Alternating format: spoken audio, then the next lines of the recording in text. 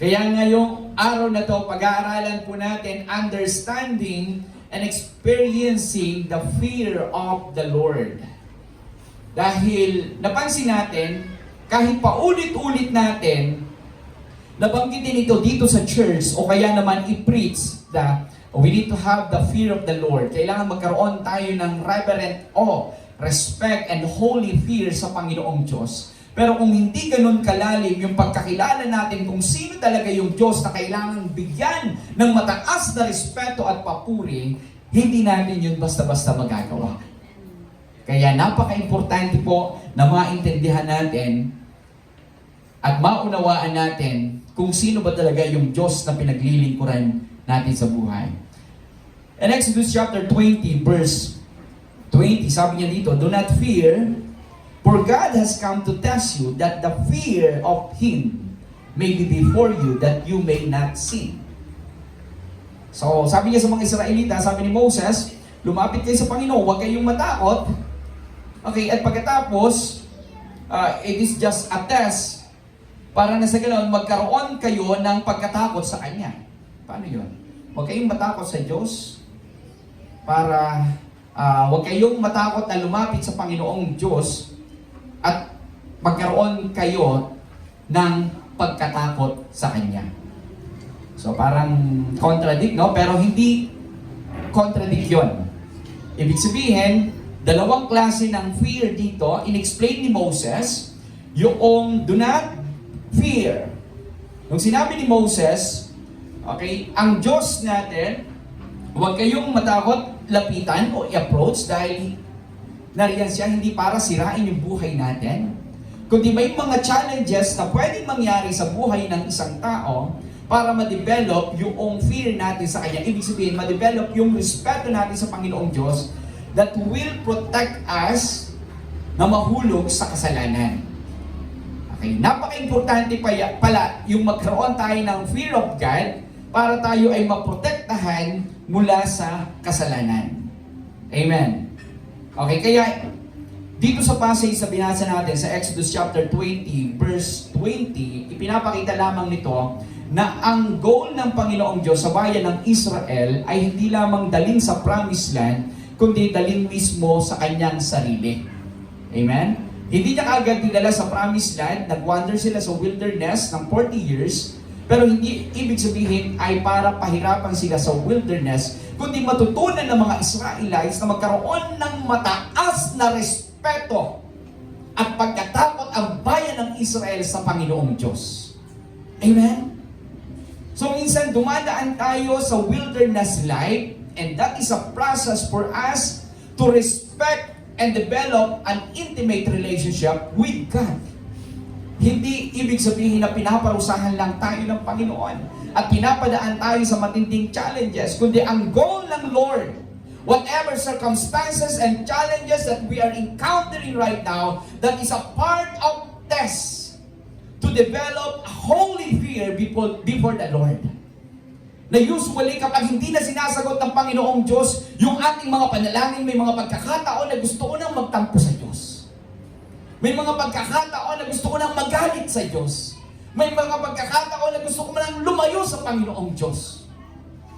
That instead na mas ma-develop yung holy fear o yung reverent awe sa Panginoong Diyos.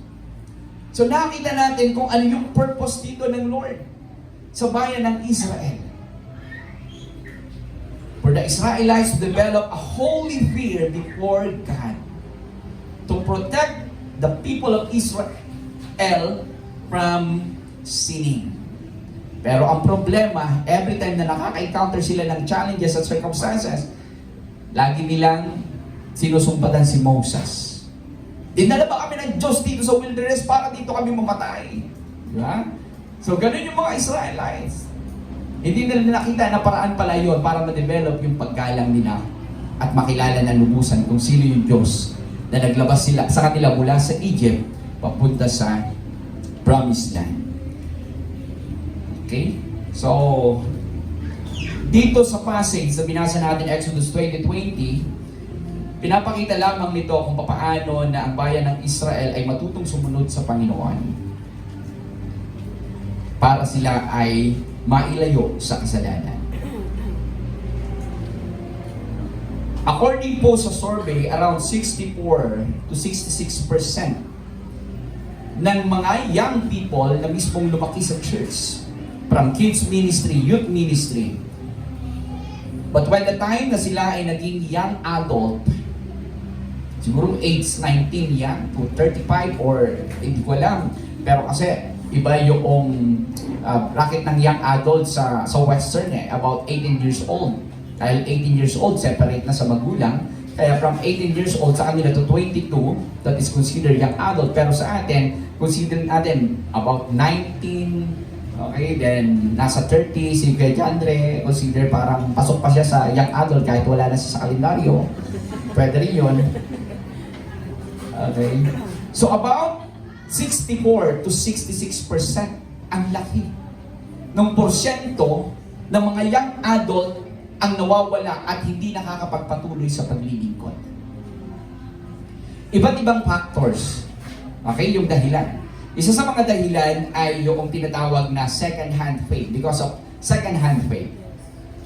Okay, yung lack of personal faith.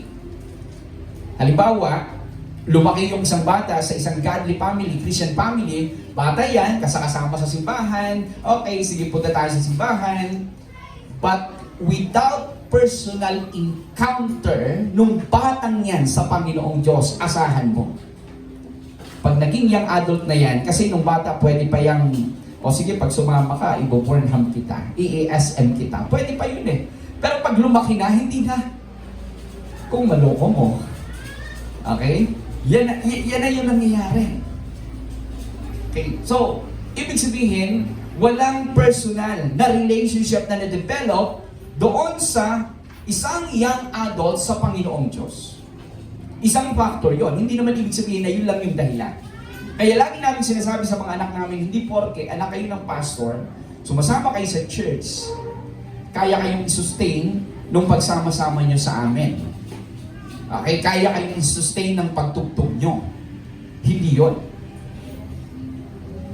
Ang magsusustain sa kanila ay walang iba kundi yung personal faith, personal encounter nila sa presence ng Panginoong Diyos. Amen. That's why, parents, it is our heart's desire. Dinadala natin ang pamilya natin dito, praise God, but it is our prayer for them to have a personal encounter with the Word of God na napapakinggan. Personal encounter doon sa presence ng Panginoong Diyos every time. Okay, we gather together and have a corporate praise and worship. Sila mismo, hindi nila itataas yung kamay nila dahil nakatingin tayo sa kanila, kundi itataas nila yung kanilang kamay because they really embrace the presence of God. Amen? Isa pong factor yon.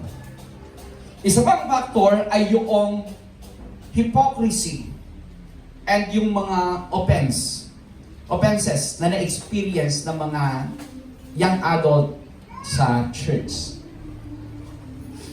Usually, alam naman natin kung gaano ka-busy sila, pero minsan may mga pagkakataon na hindi natin sila madalas nakikita at hindi agad-agad nakaka-involve sa mga ministry. May mga pagkakataon na wala naman dito sa church na yon. Ay, hindi ko alam kung nasaan. Mahirap din magturo. Pero according sa survey, parang feeling nila na they are not acceptable at ginajudge na sila. Ay, wala na yan, porque nakapagtrabaho na, wala na, hindi na nakaka-attend ng worship, hindi na nakakapag-praise. Para kaya ang feeling nila, instead na ma-encourage sila, ang mangyayari, baka, anong tumananti, bagata kanyang ijay. See? Pero praise God, wala pong judgmental dito sa church. Amen. Amen. Praise God. Okay. Isa po yun. Yung environment, parang ang nangyayari, bukod doon sa ganong situation, may mga offense sa heart nila. They are offended.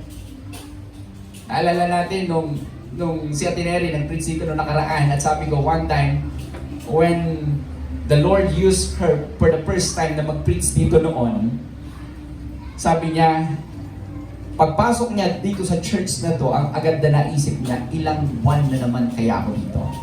Nasabi niya yun because of offense. Sobrang offended siya sa mga religious leaders. Okay? Kaya naisip niya, pupunta ako dito, pero hindi ko alam kung hanggang kailan ako tatagal. But praise God, tumagal naman. Amen. And until now, she's still connected sa atin po. So, isa pong factor yon. Okay? Ano pa yung factor? Lack of relevance or intellectual challenge. They thought na yung faith irrelevant na sa career, sa profession, sa family. Marami pong mga young adult ang ganon na, karakararag, hindi ang trabaho. Okay. Wala po dito yun. Amen. Okay, so may mga ganon tayo. Relevant pa ba yung faith? Relevant pa ba yung worship? Sa career, sa profession ko, sa pagbuo ko ng family, hindi nila nakikita kung gaano kahalaga ng pananampalataya sa bawat bahagi o area ng buhay ng isang tao. Kaya parang okay lang kung magsimba ako o hindi. So, pero nagpapasalamat tayo dahil our young adult here, hindi tinitignan na irrelevant yung ginagawa natin dito sa loob ng church. Amen? Amen. Praise God. Kaya nga tayo nandito na kahit gaano tayo kabisi sa ating mga trabaho, we find time to praise and worship the Lord. We find time to pray. We find time, to listen from God's Word because faith is relevant sa aking pamilya, sa aking career, sa aking business, at sa lahat ng area ng aking buhay. Yes. Amen po. Praise God. So yun po yung katotohanan mula po sa salita ng Panginoon. At isa pang factor ay yung transition to independence. Okay? Dahil mag-move sa college o kaya naman sa trabaho, may mga tendency talaga na mamumuhay mag-isa, lalayo sa pamilya. Yun yung isang nagiging factor. Which is, hindi natin sinasabi na masama yung mga bagay na yon. Okay? But that is according to survey. But higit sa lahat, na nagiging problema is failure to develop the fear of the Lord sa buhay ng isang tao. At naniniwala ko na hindi lang ito para sa mga young adult, but to all of us.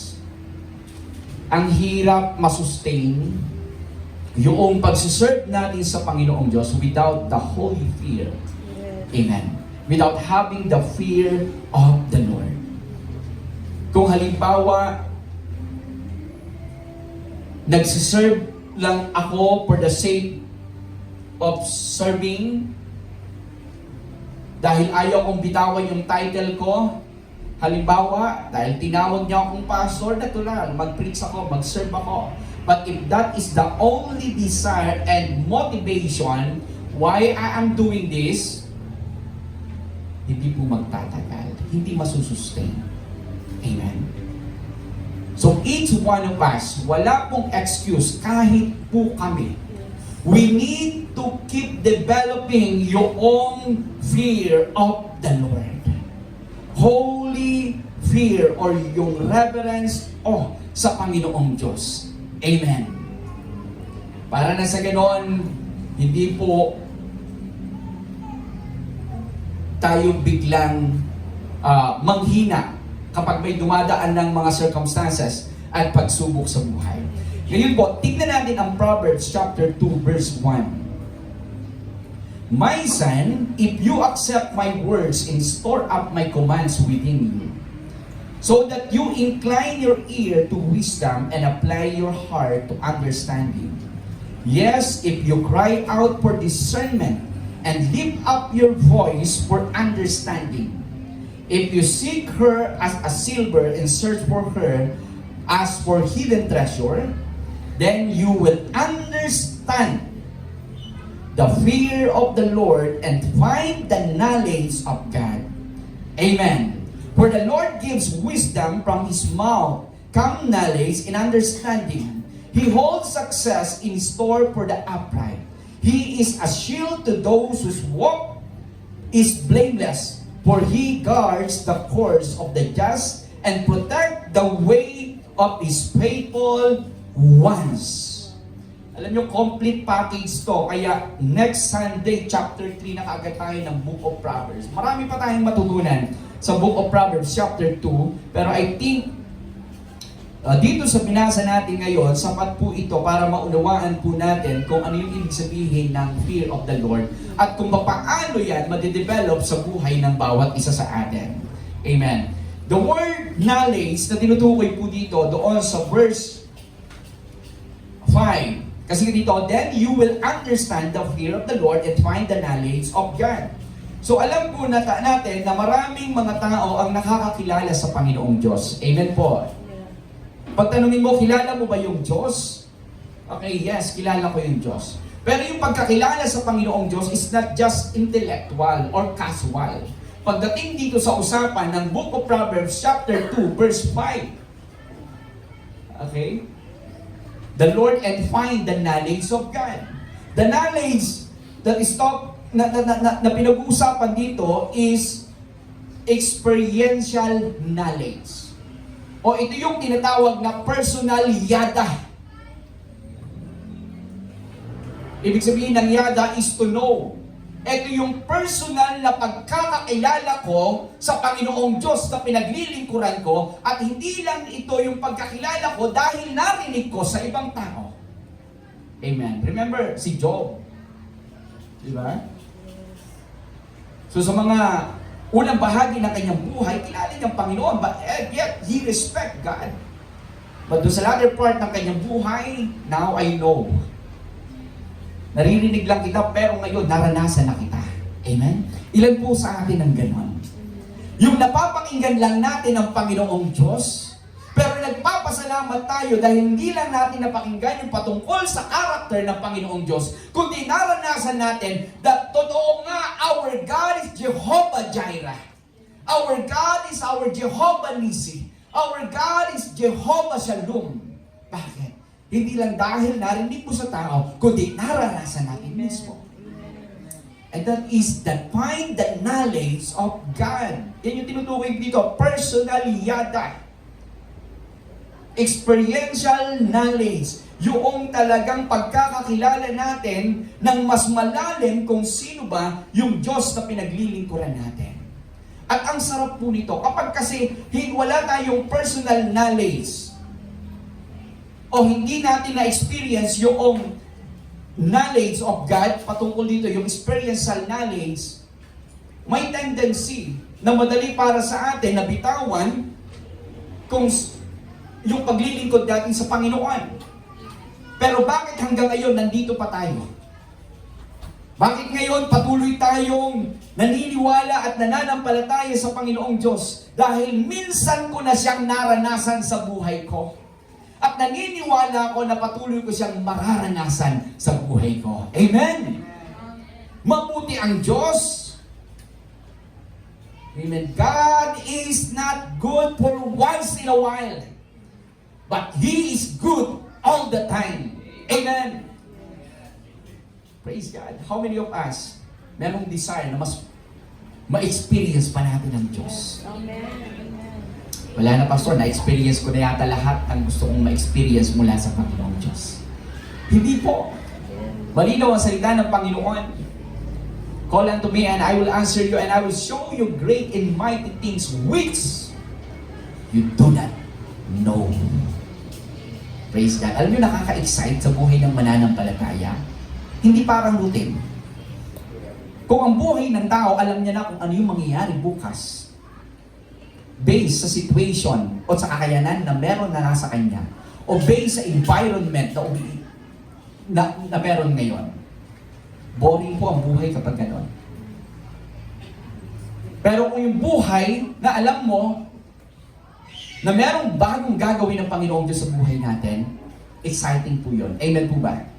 Sino dito yung kapag may bago kang gamit, lagi kang excited? Kaya kailangan mo laging mag-upgrade. Di ba? Naboboring na ako sa gamit na to, hindi na ako masaya. Mag-a-upgrade ako. Di ba? Okay, bagong experience. Okay, nag-outing kami sa Riverview. Next time naman, sa Bulinaw. Wow, nakaka-excite. Wala pa tayo doon, pero nakaka-excite na. Di ba? Okay. Riverview na naman. Nakailang beses na tayo pumunta doon. Di ba? Hindi naman mainit yung swimming pool to. Kailangan pang hintayin na uminit yung araw bago makapag hot tub doon. Okay, parang dumarating yung point na parang naboboring tayo, parehas ng parehas. Kaya nga, yung buhay ng Kristiyano ay masayang tunay, although hindi sa lahat ng pagkakataon ay walang struggle at problema, merong problema, pero sa kabila ng bagong problema ay may bagong pagpapala. May bagong karanasan na hindi pa natin naranasan sa buhay natin.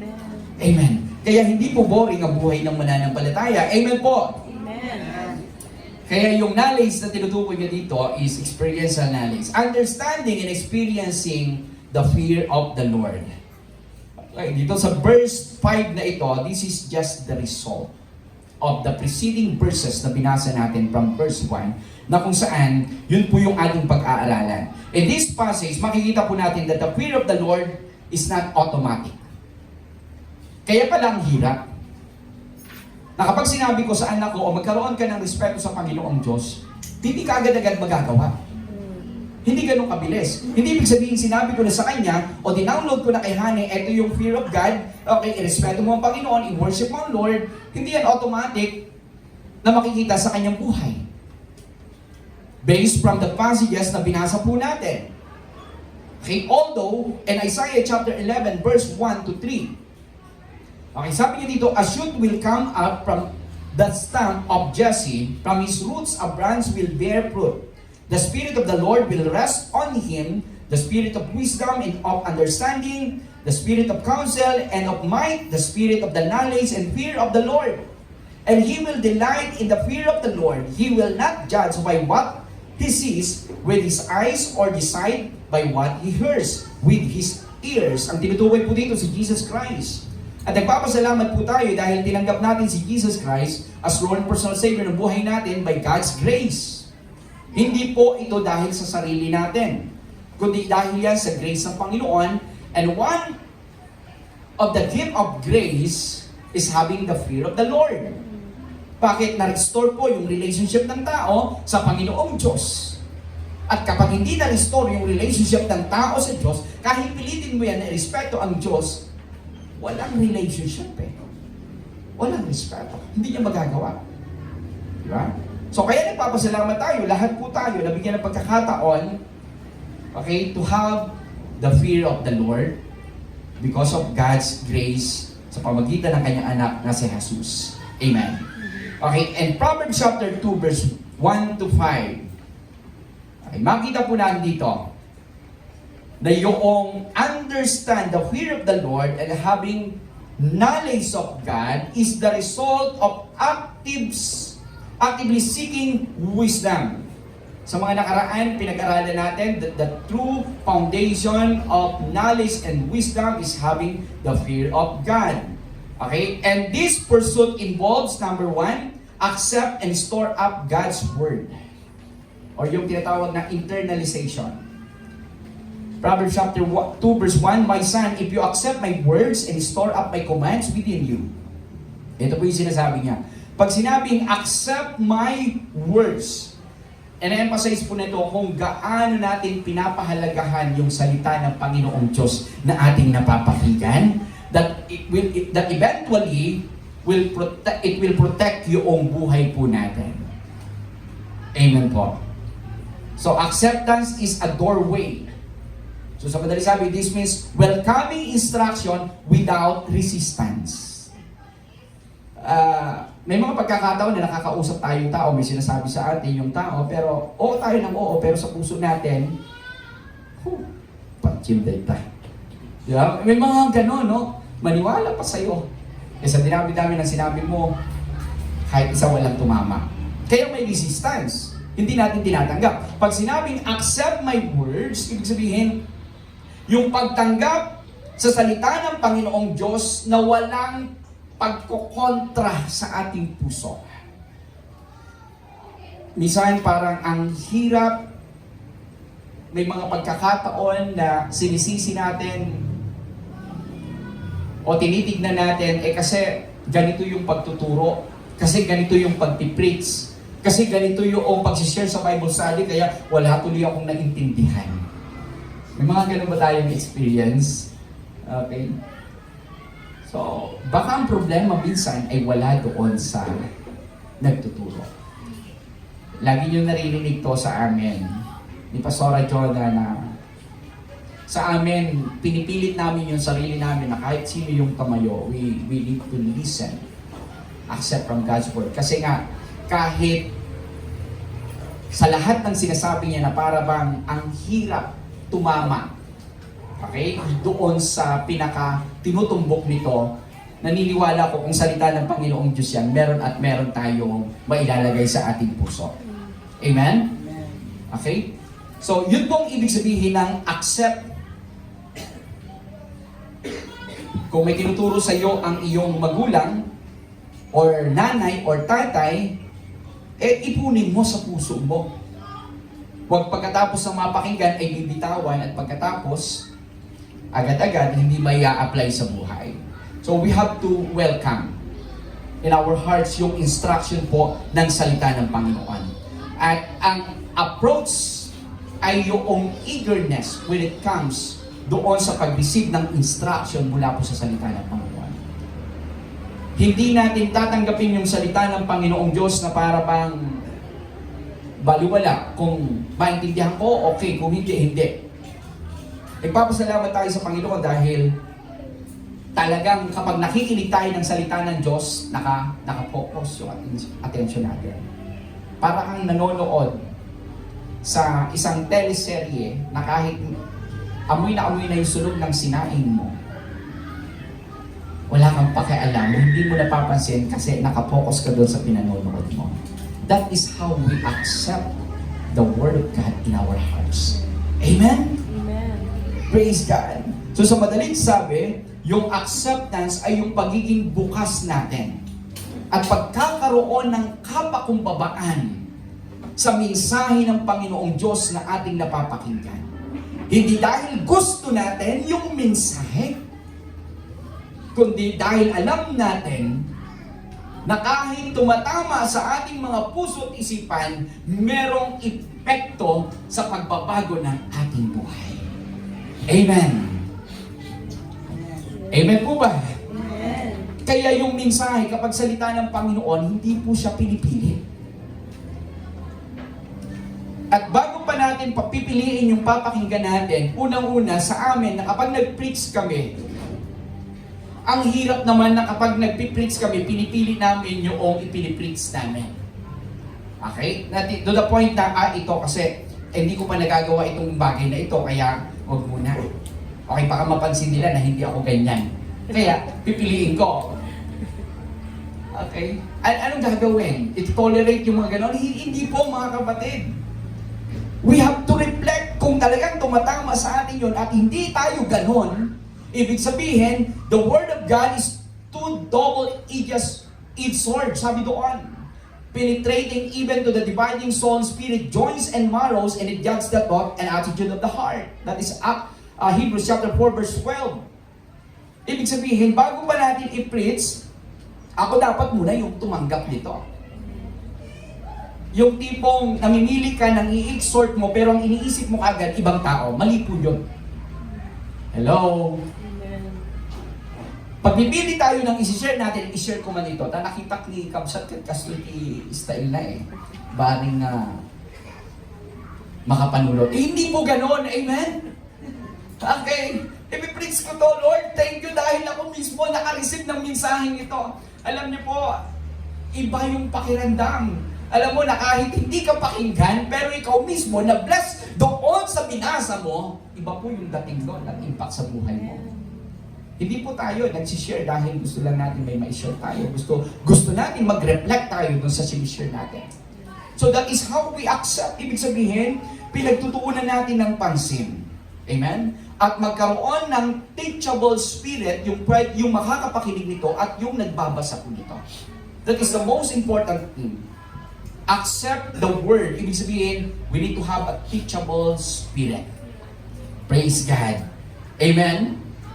Okay, sabihin mo sa katabi mo, open-minded ka ba? Okay. Depende. Kung salita ng Panginoong Diyos yan, hindi na pinag-iisipan pa kung yes or no. Yes and yes. Amen! Amen. Open-minded nga tayo sa mga networking, how much more sa salita po ng Panginoon na isang bagay na sigurado kung ito'y pangahawakan natin. Accept and store up. Sabi dito, storing up. Okay, we have to treasure. Okay? Yung tipong nag-iipong ka ng kayamanan sa bangko. Sa mga pagkakataon na ikaw ay nangailangan, meron kang i-withdraw. Hindi ka natatakot. That is how we store up the Word of God sa buhay natin. Ang dami ko nang napakinggan na salita ng Panginoon, pero parang wala akong naya-apply, di ba? Parang hindi ko nagagamit. Hindi po ganoon. Hindi pwede na mapakinggan natin ang salita ng Panginoong Diyos at pagkatapos, walang opportunity to apply the Word of God sa ating buhay. Meron at meron. And a lot of times, narinig ko ang testimony na agyaman kami, Pastor, imbaglakid di taada da morning devotion nga anayon mi nga mangmangit iti sasao ni Apo Diyos. Iso nga adda ti tiyempo nga napasama kada kami nga pamilya. Agyaman kami, pati sasao ni Apo Diyos tinang papigsa kanya. Amen? Meron kang in-invest. Meron kang inipon. Sa time na kailangan mo, meron kang ilalabas. Pero kapag wala tayong inipon at nangailangan tayo, nagka-problema tayo, saan natin hahanapin yung solusyon? Sa social media. Mag-scroll nga ako dito, baka sakaling merong nakakaranas ng problema ko at pakihingi ng opinion at advice. Hindi po ganun. Huwag hahanapin sa social media. Huwag hahanapin sa mundong ito. Tignan natin kung ano yung mga salita ng Panginoong Diyos na naiipon sa ating puso at isipan.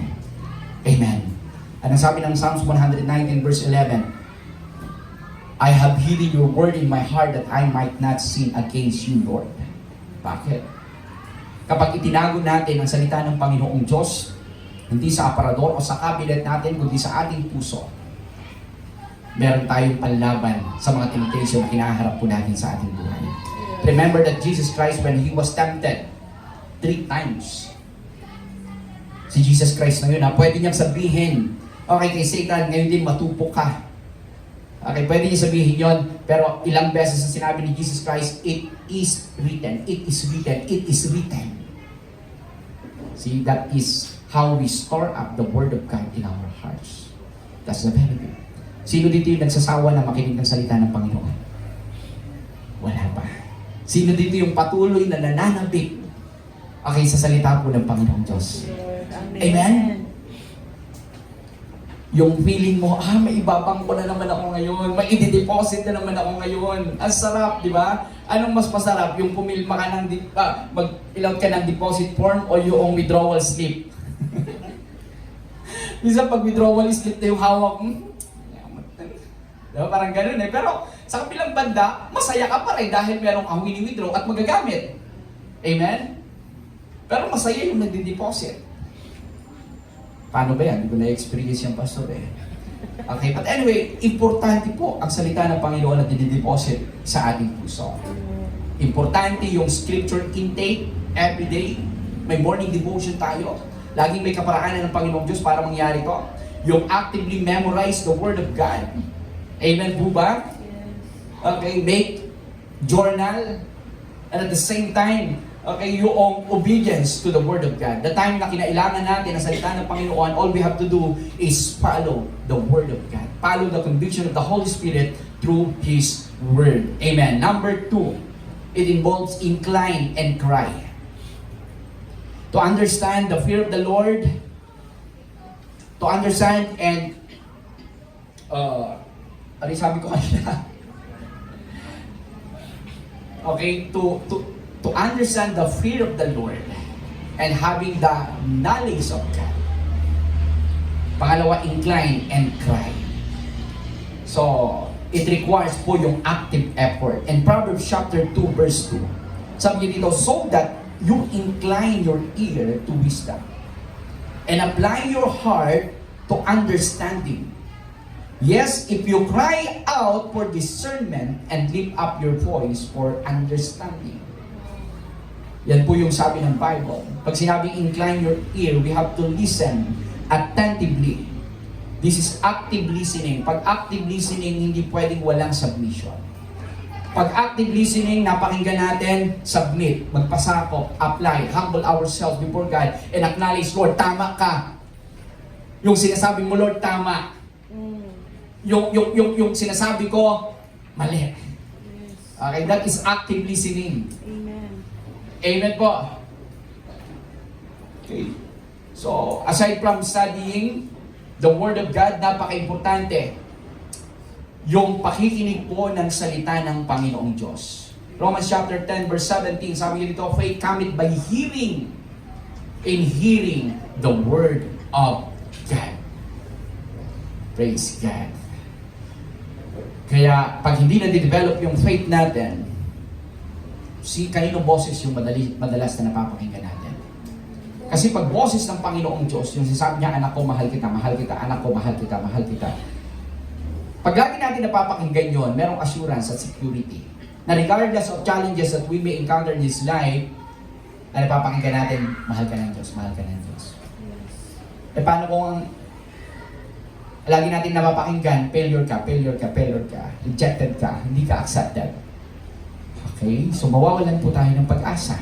Hindi natin ma-develop yung holy fear at hindi natin mauunawaan, okay, yung plano at purpose ng Panginoong Diyos sa ating mga buhay. That is how we incline our ears before God. Okay, yung cry out dito po. Pag sinabing cry out, minsan yung mga bata, kung makaiyak kala mo, pinapatay na. So, pinalo ka lang, feeling mo, pinapatay ka na. Di ba? May mga ganon. Minsan pag makasigaw tayo, parang it's a matter of life and death, which is, yun naman talagang totoong dahilan kung bakit minsan we cry out before God. It's a matter of life and death. Sinasabi natin, Lord, wala nang ibang paraan para ako maligtas. Kaya, I'm begging, I'm asking your favor in my life. Okay? I'm asking your salvation in my life. Higit pa sa mga bagay na meron sa mundong ito, ang pinakahahangad ko, Panginoong Diyos, ay yung pagpapala na mula sa iyo. At higit sa lahat, yung presensya mo. Nung sinabi ni Moses sa Panginoong Diyos, if your presence does not go with us, do not bring us up from here. Yung ibang mga Israelites, nung narinig nila, yung sabi ng Panginoong Diyos sa kanila, pumunta kayo sa promised land, pero hindi ko kayo sasamahan dahil sa sobrang tigas ng ulo nyo, baka mapatay ko lamang kayo sa daan. Nag-iyakan yung mga Israelites. Dahil yung alam nila na nagligtas sa kanila mula sa Egypto ay walang iba kundi yung presensya ng Panginoong Diyos. Nung narinig nila na hindi sila sasamahan ng presensya ng Panginoong Diyos, gumuho ang kanilang mundo. At si Moses yung nag-express na, Lord, kung hindi namin kasama ang iyong presensya, huwag mo na kaming dalhin sa lugar na iyon. Dahil higit sa lahat na pinakakailangan namin at sinisigaw ng puso namin ay maranasan namin ang iyong presensya. It is not the omnipresent lang. Kasi omnipresent, God is everywhere. Diba? But what we are talking here is the manifest presence of God.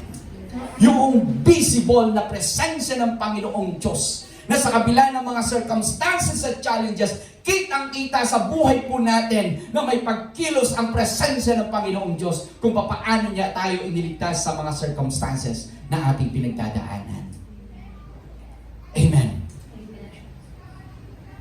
Praise God. That is how we cry out before God. Sinasabi natin sa Panginoon, Lord, wala nang ibang paraan para ako mag-survive sa buhay na ito, kundi yung lumapit at pakinggan ang mga salita mo na magbibigay sa akin ng katalinuhan at karunungan. Amen. Psalms 119 verse 34. Ito yung desire ng psalmist. Give me understanding. Yes, if you cry, okay, Give me understanding, and I will keep your law and obey it with all my heart. Pag with all my heart, sinasabi dito ng psalmist, bigyan mo ako ng karunungan. Kasi yung karunungan, with all my heart, sabi niya, buhay ko na yan. Amen? Si Haring Solomon in 1 Kings chapter 3 verse 7 to 9. When he has given the opportunity to us, ano yung pinakahiniling ni Haring Solomon? Now, O Lord, my God, you have made your servant king in place of my father David. But I am only a little child and do not know how to carry out my duties. Your servant is here among the people. You have chosen a great people, not too numerous to count or number. Okay, so give your servant a discerning heart to govern your people and to distinguish between right and wrong. For who is able to govern this great people of yours? So hindi sinabi ni Haring Solomon, bigyan mo ako ng maraming kayamanan. Okay, bigyan mo ako ng maraming sundalo, yung mga well-trained talaga na soldiers. Hindi, kundi ang hiningi ni Solomon ay yung wisdom. To distinguish kung ano ba yung tama at mali. Kaya po, when it comes sa approach ng wisdom, yan yung pinakasisigaw ng puso po natin.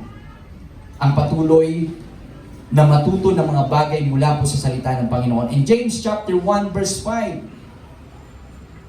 sinabi po dito, anyone who lacks wisdom, ask God, who gives generously to all without finding fault. So, binigyan tayo ng opportunity ng Panginoon para humingi sa Kanya ng wisdom.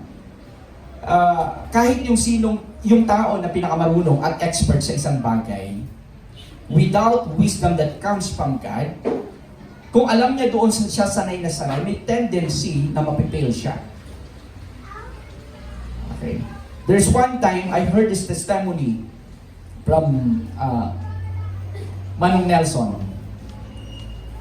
Nung nasiraan yung sasakyan nila, tumawag pa sila ng mekaniko, okay, para tignan yung sasakyan. Then, chinek yung sasakyan, hindi nila makita kung ano yung sira. At din yung time na sabi niya, humingi ako ng wisdom sa Panginoon, Lord, bigyan mo ng wisdom ng mga mekaniko nito. And they found out, meron lang palang isang wire na hindi na ikabit doon. So may mekaniko, nag-travel from Baguio, bumaba doon sa La Union para i-check yung sasakyan. Pero ang problema lang pala ay yung isang maliit na wire na hindi siya na-connect. See? So kahit gaano tayo ka-expert sa isang bagay, without the wisdom that comes from God, so hindi po sasapat yun. Amen po? Kaya, hindi natatapos ang pagkatuto ng isang tao. Amen. Kapag napapakinggan natin ang salita ng Panginoon, hindi natin sinasabi, alam ko na yan. Okay, merong conference dati na in-organize tayo sa teacher's camp. Ni-utilize yung mga estudyante ng Bible School. At kapag kainan na, tumadami yung tao. Pag during lesson, kumukunti. I found out, may mga grupo ng mga, hindi ko alam kung totoong pastors talaga o ministers to. Na kapag kainan, doon sa conference, namin pumupunta. Pero pag lesson, sa ibang conference. Sabi ko, pambihira. At ang reklamo pa nung kitchen, Pastor, bakit may mga ano dito? Sarado pa yung kitchen, tumutok-tok na sila, humihingi na sila ng pagkain. Nasaan yung mga yun? Sabi.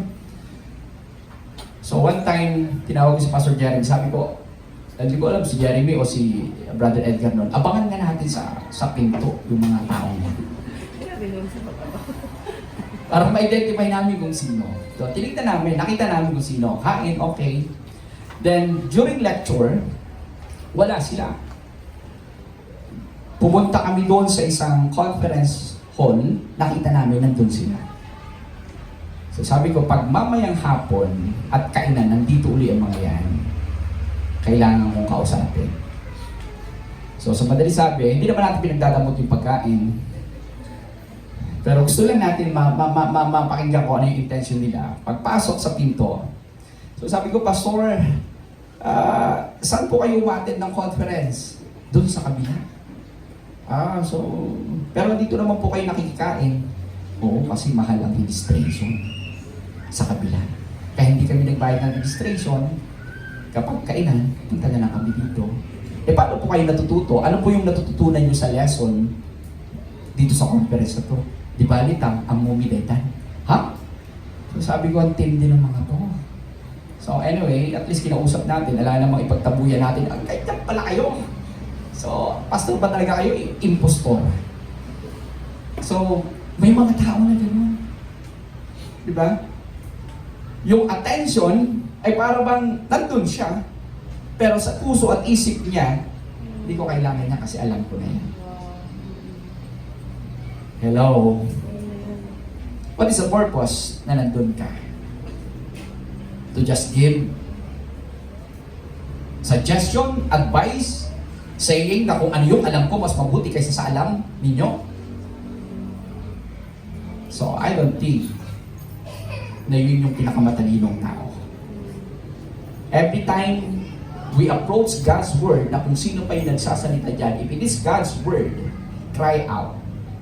Ibig sabihin, we have to intentionally listen to the Word of God with humility and hunger. Amen. Sa salita po ng Panginoon. Dahil hindi mo di-develop yung the fear of the Lord, okay, kung wala yung ganong klase ng attitude. Amen. Okay? So, ang dami natin pwedeng matutunan. We have to treat wisdom, okay, as life and death. Hanggat meron akong opportunity na matutunan to. Sinabihan ko Sister Mary John kanina, kasi pili niya malalaki na yung mga anak niya, baka hindi na applicable yung parenting session. So nagpapaalam siya, sabi niya. Pero sabi ko, salamat dahil nandiyan ka pa rin. Hindi ibig sabihin na malalaki na yung anak mo, hindi na applicable itong pinag-aaralan natin sa parenting. Alam nyo, may mga tao na desire nila na mag-join pero feeling nila parang hindi na yata para sa amin to. But we have to reaffirm. Okay, lahat ng salita ng Panginoon. Anyway, lahat naman ng pinag-aaralan natin, okay, yan ay applicable sa lahat ng area. Amen? Amen? So, kaya I encourage you, kahit paulit-ulitin nyo, wala pong masama. Amen? And I really appreciate by showing this kind of attitude with regards sa mga wisdom na pwede pa nating matutunan. Amen! Praise God po. Napaka-importante yung bagay na yan. Okay, number 3, it involves search for it as a hidden treasure. Yung attitude na, search for it as a hidden treasure. Yan yung sinabi niya sa verse 4. Okay? Meron dyan verse 4, kuya. Sige, pakilagay nga, verse 4. Yan. Last na po ito. If you seek her as a silver and search for her as for hidden treasure, then you will understand the fear of the Lord. Yun ang sabi sa verse 5. So sa madalit sabi, yung wisdom, although last Sunday, accessible, ano yun? Available and visible. Pero merong intentional effort when it comes doon sa pagkatuto ng karunungan mula po sa salita ng Panginoon. Katulad ng isang silver or gold, talagang kailangang hukayin, kailangang i-treasure. Di ba? So, hindi ka lang basta naghahanap. Kahapon, nag-give up na kami doon sa paghahanap ng hulog kasi nahulog. Sorry, Eric, yung hulog mo, nahulog. Hindi namin makita. So, yung hulog na ginagamit ni Pastor Jeremy, nahulog, naputol yung tamsi niya. Okay. Then, nung hinanap namin, medyo madilim, wala, paruting nila, parang yung lemongrass na nakahulugan niya, parang dinaanan ng bagyo, wala pa rin, hindi pa rin namin nakita. Nag-give up kami ni Pastor Jeremy. Okay, so patay tayo niyan kay Clinic, hindi raw pa lang naman natin yun. So hindi namin makita, then give up na kami. Pero kung siguro yung hulog na yun, magkano ba halaga nung kuya? Imagine na natin yung ganung kalaking bakal, pure na gold, Siguro kahit itaob namin yung bahay namin, gagawin namin para makita yung hulog na nahulog. Okay? So, kung alam natin yung halaga ng isang bagay na nawala, hindi ka basta maghahanap na kung wala, di wala. Kung meron, kung nakita mo meron, hindi, wala na nga, hinahanap mo pa. Hello? Ganon tayo maghanap ng treasure. Well, maraming naluloko sa mga pagte-treasure hunt na yan. Buong buhay nila nag-treasure hunting sila. Hanggang ngayon, wala pa yatang natagpuan, pero hindi nag-give up. Wala na nga mahanap. Pilit pa rin hinahanap. Okay? So, bakit? Kasi iba yung halaga ng treasure eh. Lalo na kung kayamanan niya ni Yamasita. Okay? May magpakita sa'yo ng mapa, paano ka mag-react? Wow! Okay? Usually, ang sarap makinig sa mga kwento ng mga treasure hunter, no? Pero at the end of the day, wala silang kwento na may nakita silang kayamanan. Okay? Kung alam natin yung halaga ng hinahanap natin, hahanapin natin yan ng buong puso, buong kaluluwa, buong lakas, at buong pag-iisip.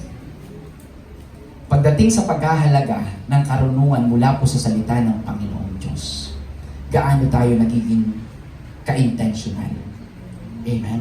Gaano mas tayo nagiging intense? Paano natin binibigyan ng priority yung pakikinig ng salita ng Panginoon? Yung pagbabasa ng salita ng Panginoon Diyos? Paano natin binibigyan ng pansin yung advice sa atin ng mga nagme-mentor sa atin, ng mga magulang natin sa atin? If it is a treasure like silver and gold, naniniwala po ako na paglalaanan natin yan ng pansin. Ipaprioritize natin yan dahil alam natin na merong malaking kapakinabangan yan sa ating mga buhay. Amen! Praise God. And sometimes, and most of the time, it requires sacrifice. Maraming tao ang naghirap sa paghahanap ng kayamanan.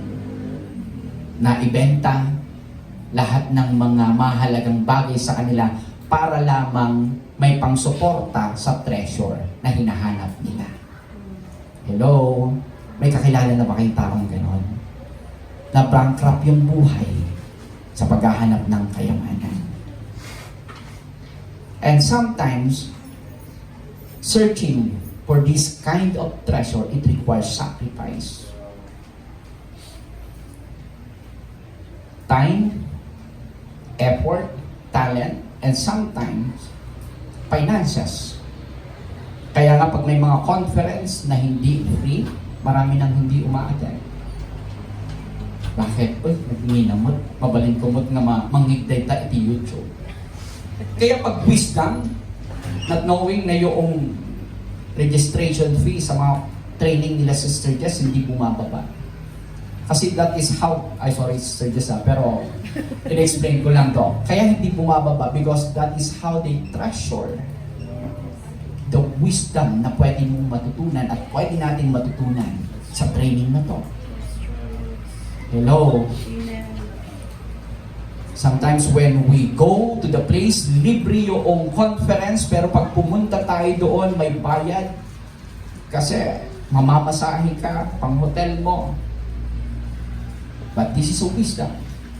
Anyway, by August, merong conference sa Malaysia. Libre po yun. Sagot na nila, pero sagot natin yung pamasahe. Pwede po tayong hotel. This is also an investment. So yung mga, it requires sacrifice by finding this kind of treasure. But we are so grateful. Ang sasacrifice lang natin minsan, gigising ka ng 5:30 at pagkatapos mag-online devotion ka.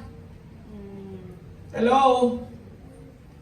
Ang sacrifice natin minsan, okay, babangon ka kahit antok na antok ka, babasahin mo yung salita ng Panginoon at pagkatapos magre-reflect ka. Magkaroon ka ng reflection. Ano ba yan? Amen. Kung sa mga ginto at gold, maraming naubos, maraming naghirap para hanapin yung kayamanan.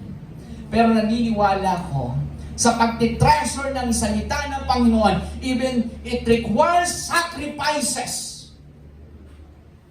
Pero merong assurance na hindi po tayo maghihirap.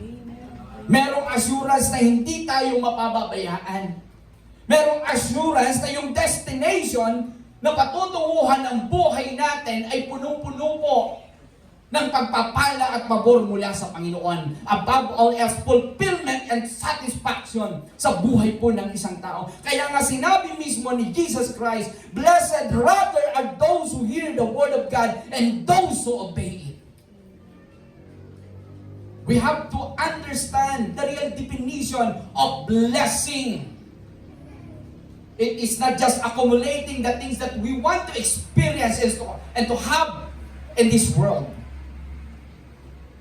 but to listen and obey, apply the word of God sa ating mga buhay. Yes, Amen. And Isaiah chapter 33 verse 6, wisdom and knowledge shall be the stability of your times and strength of salvation. The fear of the Lord is His treasure. Amen. Praise God. Hindi po ako nagagalit. Binibigyan ko po ng diin ito. As we are studying the book of Proverbs, it is our heart's desire po na pagkatapos na to, tayo yung tao na namumuhay ng may katalinuhan. Of course, lahat naman po tayo meron, pero patuloy na dinidevelop po ito. Praise God. In Proverbs chapter 20 verse 33, makita natin to last Sunday na pinag-aralan natin. It seems contradict sila doon sa pinag-aaralan natin ngayon. Kala ko ba accessible, visible? Pero ang focus po nito, parehas po sila. Okay? So hindi sila nagko-contradict. Wisdom is available, but it requires active effort. Yes. In Proverbs chapter 1 verse 20 to 33, wisdom is available, accessible. But in Proverbs chapter 2 verse 1 to 8, it requires active effort, intentional, searching for wisdom. Amen. Basahin po natin yung verse 5 ulit. Proverbs chapter 2 verse 5, 6 hanggang 8 na. Tingnan natin to.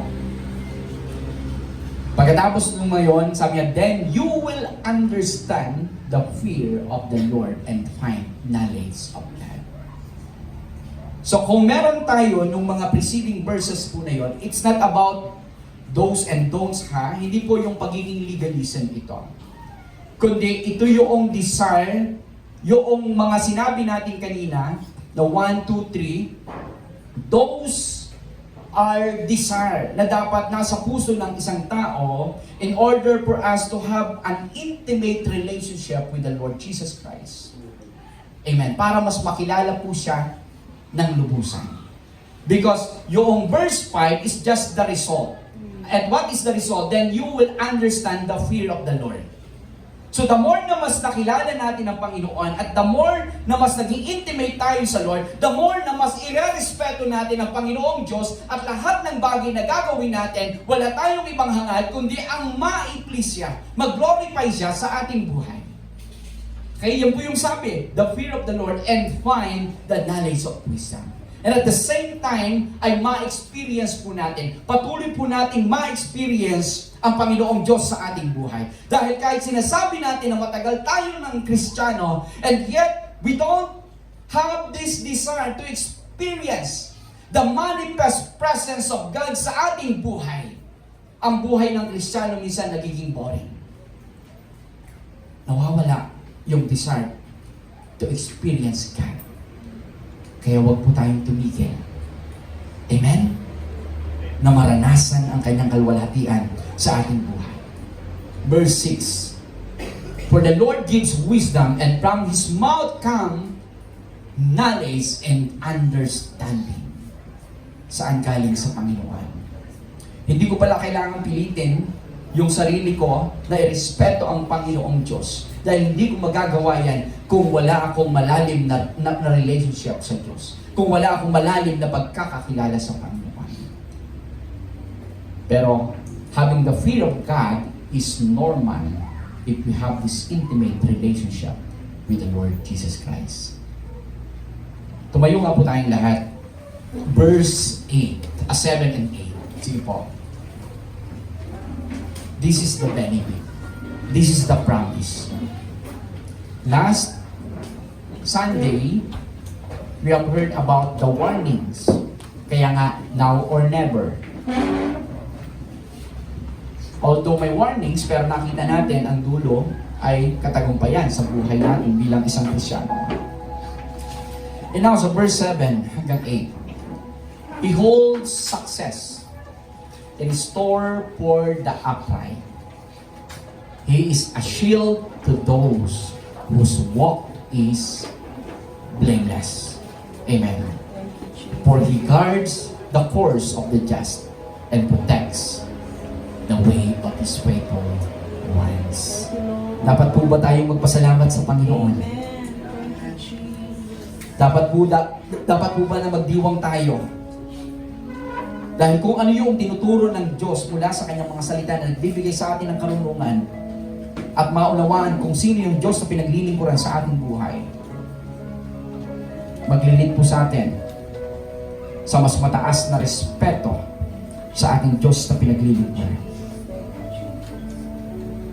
He holds success in store for the upright. He is a shield to those who walk is blameless. Praise God. Ibig sabihin, God acts as our buckler. He is our shield. That having the fear of God will protect us.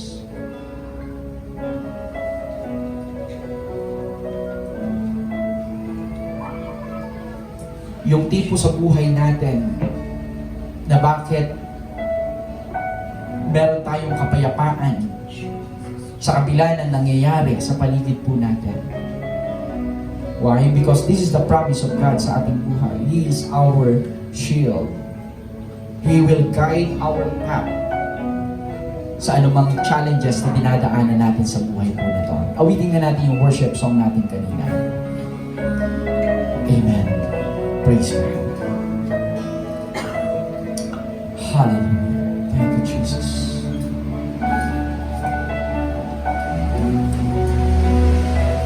Let us humble ourselves before the Lord.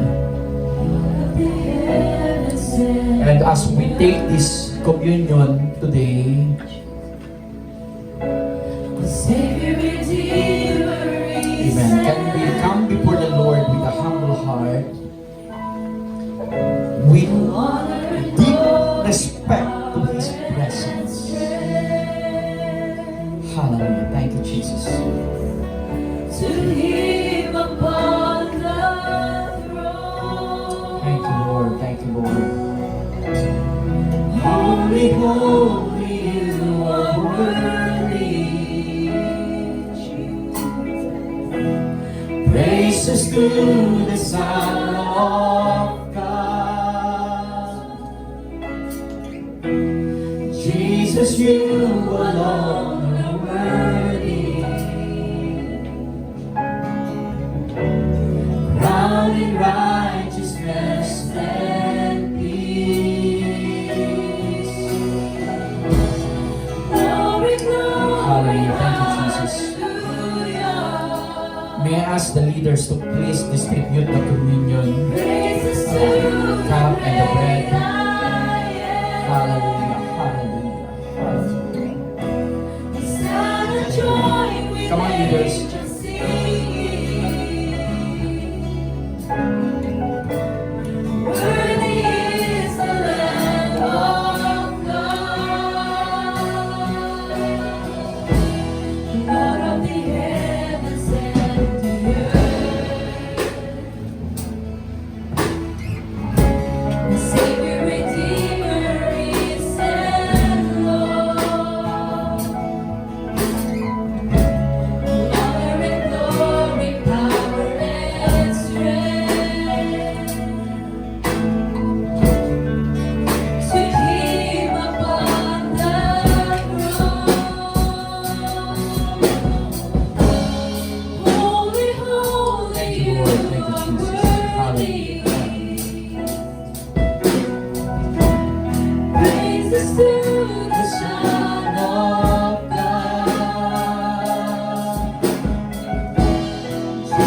Jesus, you alone are worthy.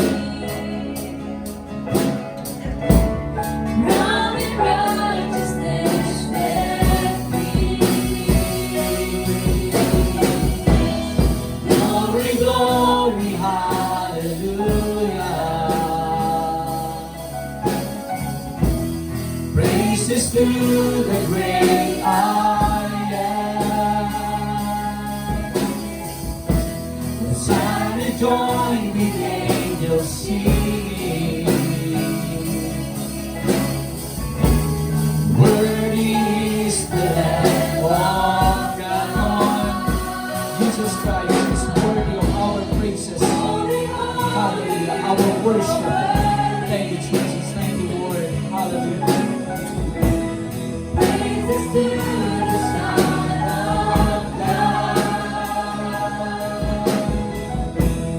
Jesus, you alone are worthy. Crowned in righteousness, set free. Glory, glory, hallelujah. Praises to the great I am. The Son join with angels singing. Worthy is the Lamb of